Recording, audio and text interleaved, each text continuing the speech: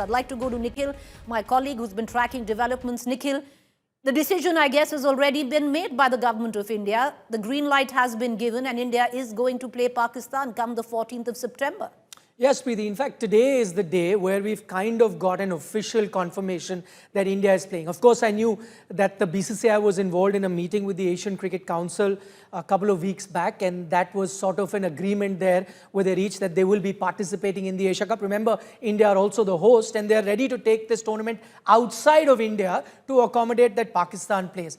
Today, because you had the team selection and you had the captain of the T20 team also come and address the press conference. So now it's pretty much official, and I can't believe that the BCCI could have taken this decision or in fact even attended that meeting without a green signal from the government. So yes, for all practical purposes, the India versus Pakistan game is on and not without the permission of the government. So that is something that we've established today. What is really interesting, Preeti, is when I'm looking at your numbers, because we had a recent scenario where there was a Legends League game between India and Pakistan featuring mostly retired cricketers. That game was also planned for months in advance, but a couple of days before that game had to start, there was so much chatter on social media, so much of backlash on social media that the players decided to pull out. Now when I look at your numbers, and probably this gives me an indication, I've broken it down roughly into two, yes or no.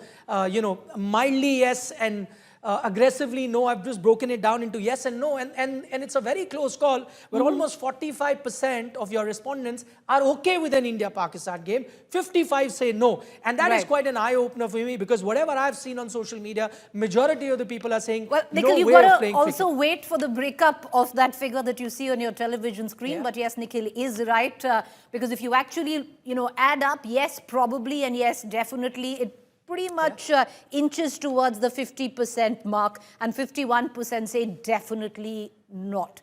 Let's quickly cut across to Sushant Sareen as well as Neeru Bhatia. Sorry, Preeti, just to add on. Come in. Probably, because I was very surprised that the government, which had told us that we have nothing to do with Pakistan, don't touch anything that even mentions Pakistan just a short while ago, have gone ahead and given this permission.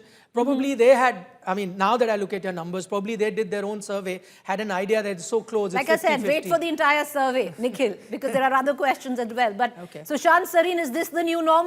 Water will not flow with terror, but cricket definitely can. Quite really, Preeti, the shamelessness of the BCCI is matched only by the silence of the government.